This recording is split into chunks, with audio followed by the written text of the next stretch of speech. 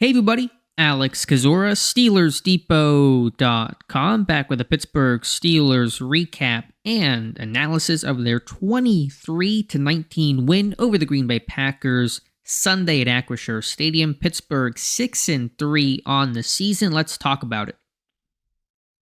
Offensively for Pittsburgh, a great start, as good as we've essentially seen in the Matt Canada era, with back-to-back touchdowns, the run game looking really strong, some free yardage off of play action, and Booth's finishing drives, really staying out of third down but converting the couple times that you came upon them. So the beginning looked fantastic. Thought you might get 400 yards in this game, might get 30 points, might really be able to have a comfortable win for once, and shame on me at least for maybe thinking about that in the first half, because the third quarter became the new first quarter for the Steelers. The offense really went stagnant. They didn't convert on possession downs. They were, I think, 3-9, 3-10 on third down. So really poor. They were on a day where you run for 205 and you're 30%, 33%, whatever the numbers were, on third down. You don't see that too often. So that was unfortunate. I was really disappointed with just the lack of the big plays in the pass game. You think that, okay, Jair Alexander's out, those corners are going to be overmatched on Pickens and Johnson, and really those guys were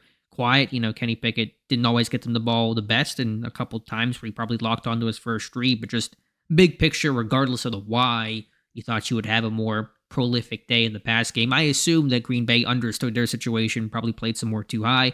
Likely one reason why this run game was as effective as it was, but you got to credit the line up front. They got to push Jones on pulls and Sayamalu clearing a path, but I'm sure all five guys did a really good job winning their matchups, and you see a $166 against Tennessee, 205 against Green Bay. That's where this offense needs to be. They controlled the time of possession despite being so poor on third downs, and so those things were critical. Warren, excellent, just a spark plug, energy type of dude. Harris ran well. Don't want to forget about him either. I'm a little stuffed up right now, and so I'm a little talking probably worse than usual. But point is, the offense, the run game, the catalyst. They did not turn the ball over. A couple of close calls, but 0 turnovers. We know how important that is to Pittsburgh just to win, regardless of turnover differential or ratio. We know that this team really has no margin for error in terms of turnovers. A couple of close calls, that one on the sideline that was initially ruled a pick and then overturned. Some other ones where Pickett made you go, oh, what are you doing, Kenny? But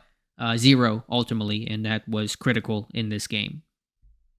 Defensively, losing Quan Alexander, he's now reportedly out for the season per ESPN's Adam Schefter, in the secondary that's got its own injuries and issues. No Micah Fitzpatrick. You just kind of were holding on to your butt in this game, because the one fear I had, I mentioned this in the podcast, on the site, and I believe in my YouTube video on Saturday, was the Packers, while they're a young offense trying to figure themselves out, they have athletes, Watson and Reed and Wicks and Musgrave, the tight end, just really athletic dudes who are pretty young and have fresh legs, against a Steelers team that does not have nearly that kind of talent across the board. There is Porter, and Womink is out there and healthy. Obviously, he's a big-time player, but, you have Neal and Casey and Wallace and Sullivan and those kinds of dudes, and those are, difficult matchups. And again, you lose Alexander, now it's a Landon Roberts, Mark Robinson, good downhill players. Roberts, I thought, was really good, blowing up screens, attacking the run, putting his face in the fan, but coverage is not his forte, not what he was signed to do. He gets put in that difficult position, and Musgrave's, toasting him on that final drive or late in that game in that fourth quarter, for example. So it's hard to blame the guy, but those are matchup problems that teams are going to exploit the rest of the way. How do you solve inside linebacker? It's tough to do in mid-November, trying to sign somebody off the street, off a practice squad. Probably more of a practice squad if a guy's in good conditioning. There is Tariq Carpenter, who was elevated off the practice squad. He's a former safety. A little bit of NFL experience, but a second-year guy, not much overall. I think he's got like 16 defensive snaps in his career with the Packers last year. Mykal Walker is a veteran. He was an every-down kind of guy, or at least a 17-game starter for the Falcons last year. That's possible as well. Probably at least gets brought up, and they figure things out from there. But maybe Neal ends up playing some more inside back, or he did that in Dallas. I know he's got his own coverage issues, but reducing his space, not being the post safety as often, that could help whenever Micah Fitzpatrick returns. So those are all discussions for a later date. Listen to the podcast for that. But in this game, You get 2 takeaways. Patrick Peterson, some big plays from him. Been critical of Patrick Peterson throughout the season, but the blocked extra point to keep it a 4-point game whenever things got really tight was huge. Change the calculation, the mindset there for the Packers. And of course, as they're trying to drive to get the touchdown when it's 23-19, tipping that pass and not getting fooled by Watts on that out and up, and Neal picks it off, and that's a huge play there. So 2 fourth-quarter interceptions. Of course, Casey, the one that actually sealed it. A lot closer than it should have been. A lot of splash plays. Pittsburgh just allows too many splash plays. They create big plays, and they allow splash plays. They're a very feast-famine type of defense. Thought the run defense was better overall. Dillon broke the 1 run, but I thought they were stout up front. So that's encouraging. Just cut in half the number of big plays this defense allows, and they're going to be a really good defense. But of course, that's easier said than done in third downs. I believe Green Bay was 6 of 11 or whatever it was on third down, 2 touchdowns, 3rd and 7, 3rd and 16. Those things just cannot happen and uncharacteristic of the Steelers team. So you guys know the drill there. Don't think the pressure was as intense or as immense as it should have been. Some nickel pressure helped, but I thought, Watt did have a sack. Highsmith did have a sack late. That was good, but just didn't see it consistent enough. I want to see those guys make some more plays because this front 7, this pass rush is really going to have to help cover up for a secondary that's going to be an issue to some degree throughout the rest of the season. Finally, special teams. Chris Boswell, excellent. Harvin, I thought, punted well. Shout out to Christian Kuntz for, I think, gutting that one out. Had a left knee injury.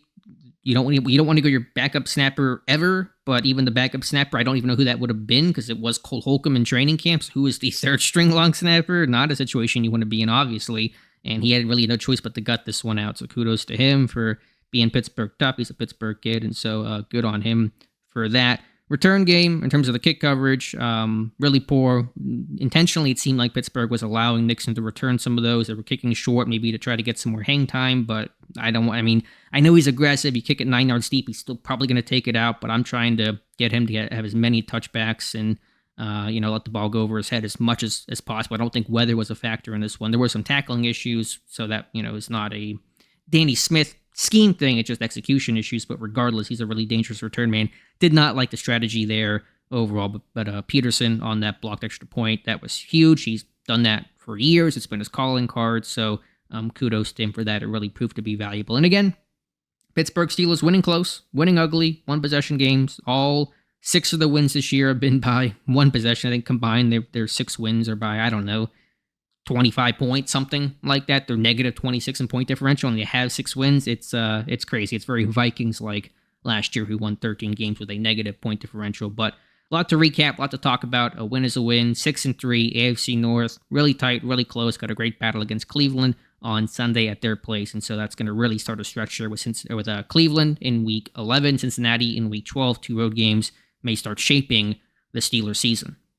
So, let me know your thoughts in the comments below. Appreciate you guys watching. Please like this video. Please subscribe to the channel. I would really appreciate that. Again, thank you guys for listening. A lot of recaps, a lot of analysis, all 22 review coming later this week. Again, thank you, and we'll talk to you soon.